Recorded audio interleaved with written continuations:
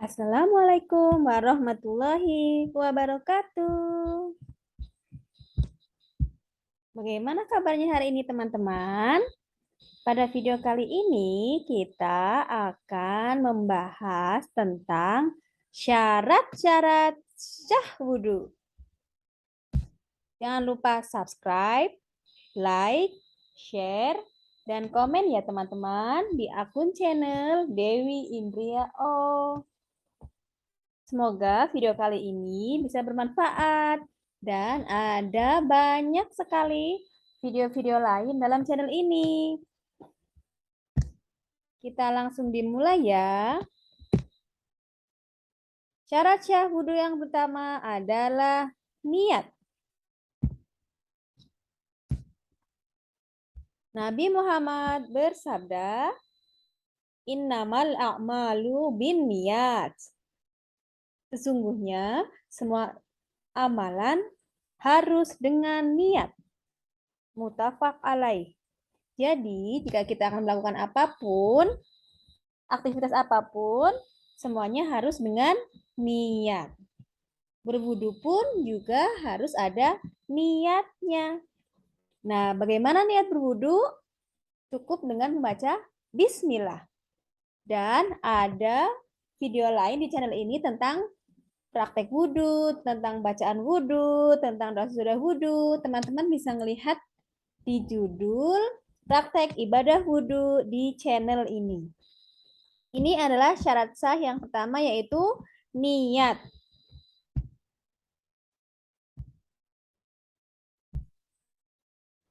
Nah, niat tadi hanya dengan membaca bismillah. Itu hanya di dalam hati saja. Kenapa? Ada 3 alasan kenapa kita hanya membaca niat dalam hati saja. Tidak perlu diucapkan atau disuarakan. Kenapa? Karena ada 3 alasan yang tadi, yaitu yang pertama, Allah Maha mengetahui semua isi hati makhluk seluruh alam, termasuk niat kita untuk berwudu pun Allah ketahui. Jadi, tanpa kita mengucapkannya, Allah sudah tahu isi hati kita bahwa kita akan berwudu atau melakukan aktivitas yang lain. Itu alasan yang pertama, niat di dalam hati saja. Alasan yang kedua yaitu Nabi hanya memberikan contoh kepada kita untuk berniat di dalam hati. Dan beliau tidak pernah mengucapkan niat wudhu di lisan beliau. Di dalam hati diucapkan dengan kata doa bismillah. Alasan yang ketiga yaitu niat di dalam hati akan memudahkan setiap muslim yang akan melaksanakan apapun, salah satunya adalah wudhu. Jadi, kalau misalnya setiap orang diharuskan mengucapkan niat, apalagi harus menghafalkan doa tertentu, bisa jadi akan merasa kesulitan jika setiap ibadah berbeda niatnya. Maka sesuai sunnah, setiap aktivitas apapun diucapkan dengan membaca bismillah. Wudhu pun begitu. Dan ketika mau berwudhu, teman-teman bisa berdoa di luar kamar mandi dalam hati bismillah. Ini alasannya dalam hati. Berikutnya, syarat syah yang kedua, meratakan air ke seluruh anggota wudhu. Airnya jadi harus rata, tidak boleh ada yang ketinggalan ke bagian-bagian anggota wudhu yang memang kita sedang praktek wudhu. Nah, apa saja bagian tubuhnya, bagian tubuh anggota kita? Sudah ada videonya juga di dalam judul praktek ibadah wudhu. Teman-teman bisa melihat di channel ini juga.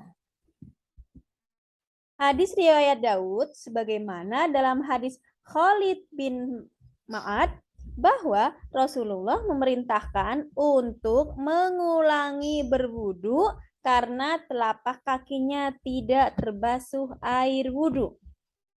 Nah, jadi pada saat itu ada salah satu sahabat yang wudu tapi telapak kakinya tidak basah, makanya wudunya diulang dari awal. Makanya syarat syah yang kedua ini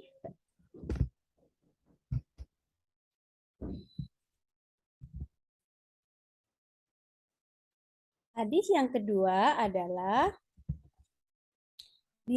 berdasarkan hadis riwayat Ahmad. Pada zaman dahulu Nabi Muhammad pernah melihat suatu kaum yang berwudu namun tumit-tumit mereka tidak terkena air wudu. Makanya jika kita berwudu, setiap sela-sela jari dari bawah sampai atas, dari ujung kaki sampai ujung kepala, teman-teman harus rata karena ini merupakan syarat syah wudu. Karena jika tidak rata, maka bisa jadi wudunya tidak syah.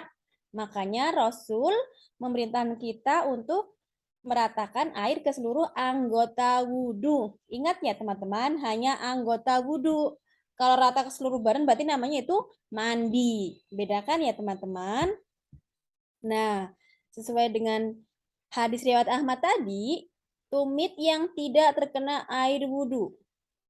Ada sebuah hadis, kami pernah kembali bersama Rasulullah dari Mekah menuju Madinah hingga sampai di air di tengah jalan. Sebagian orang tergesa-gesa untuk sholat asyar. Lalu mereka berwudu dalam keadaan terburu-buru. Kami pun sampai pada mereka dan melihat air tersebut tidak menyentuh tumit mereka. Maka Rasulullah pun lantas bersabda, celakalah tumit-tumit dari api neraka. Sempurnakanlah wudhu kalian. Tuh, subhanallah ya teman-teman. Kalau kita wudhu tidak sampai ke tumit, berarti bisa jadi kita masuk neraka. Makanya kita harus sempurna wudhunya. Ini manfaat kita harus meratakan air ke seluruh anggota wudhu. Yang ketiga. Oh, sebelum yang ketiga, ada cara yang dapat menyempurnakan dan meratakan semua anggota wudhu. Apa saja caranya? Yang pertama, tidak tergesa-gesa dalam berwudhu. Jadi nggak perlu buru-buru. Yang kedua, menyingsingkan kedua lengan baju dan celana sampai menampakkan semua bagian anggota wudhunya. Kalau lengan berarti sampai di atas siku, kalau kaki berarti sampai di atas mata kaki. Kenapa harus disingsingkan bajunya? Agar tidak basah. Kalau sudah basah takutnya teman-teman jadi masuk angin atau sakit ya. Cara yang ketiga adalah sebaiknya berwudu tidak hanya membasuhnya sekali-sekali ya, tetapi 3 kali ya. Ada 1 kali di bagian kepala hanya 1 kali ya, yang lain 3 kali. Nah, gerakan berapa kali ini pun sudah ada di video di channel ini yang lain, yaitu tentang praktek ibadah wudhu. Cara yang keempat adalah mengingat akan besarnya kebaikan dan pahala di sisi Allah agar terhindar dari siksa neraka. Maka harus menyempurnakan wudhunya sehingga kita terhindar dari neraka. Apalagi tadi tumit, telapak kaki, sela-sela jari, ya kan? Rambut sampai ke belakang, kumur-kumur juga, pokoknya semua harus diratakan agar wudhu kita syah. Berikutnya, yang ketiga, syarat yang ketiga yaitu menggunakan air yang suci. Maksudnya adalah orang yang akan sholat dilarang menggunakan air najis. Air najis itu air yang tercampur najis, bisa jadi air tersebut memang berasal dari najis, ya. Apa saja air-air yang termasuk air najis? Jadi kita tidak boleh untuk berwudu ya. Nanti kalau teman-teman memakai ini berarti teman-teman wudunya tidak syah, sholatnya juga tidak sah. Ya, airnya apa aja? Yaitu air anjing dan babi dan rebitannya. Nah, misalnya airnya kena air liur anjing atau babi. Terus airnya kena makanan halal, dicemari bahan haram. Yang ketiga, airnya terkena bangkai hewan atau hewan halal yang tidak disembelih. Yang keempat, airnya kena dengan barang-barang yang halal bersentuhan dengan bahan haram. Yang kelima, air atau cairan atau objek yang keluar dari rongga manusia. Misalnya air kencing, darah, muntah, nanah. Nah, ini juga jika airnya udah terkena salah satu ini, jangan buat berwudu. Yang keenam, airnya sudah tercampur dengan arak atau minuman atau makanan yang dicampur arak. Nah, dari macam-macam keenam najis ini, teman-teman juga bisa melihat pada video channel ini dengan judul macam-macam najis yang harus kita hindari. Teman-teman bisa scroll di channel ini ya. Nah, perhatikan gambar berikut. Apakah teman-teman tahu ini gambar apa? Nah, ini adalah gambar-gambar contoh najis tadi. Jadi, jika air teman-teman yang akan gunakan untuk wudhu sudah terkena ini, sudah bercampur dengan salah satu gambar ini, berarti itu jangan dipakai. Ya, ada darah, najis, itu maksudnya kotoran, bisa arak, bangkai, dan nanah. Itu jadi harus kita hindari. Berikutnya, air yang sah digunakan untuk berwudu. Nah, kalau tadi air yang tidak sah untuk berwudu, kalau ini air yang sah yang untuk berwudu, yang memang sebaiknya kita gunakan agar sholat kita syah. Nah, ini ada air embun, air hujan, air saji, air salju, maaf, air mata air perigi atau air sumur, air laut, air sungai, air yang berasal dari tanah, air sumur, air hujan, ya. Air hujan juga teman-teman misalnya tidak ada air, wudhu dengan hujan juga boleh. Ada air sungai, air laut, air danau, air salju, dan air olahan PAM. PAM itu perusahaan air minum yang memang kita pakai kadang-kadang di sebuah kompleks sudah memakai ini. PAM itu boleh buat berwudu ya. Jadi ini ada beberapa air yang memang syah untuk digunakan untuk berwudu. Yang keempat, menghilangkan apa saja yang menghalangi antara air dan kulit anggota wudhu. Nah, jadi ketika wudhu tidak boleh ada penghalang antara air yang mengalir dengan anggota tubuh kita. Misalnya apa saja? Ada yang sudah tahu?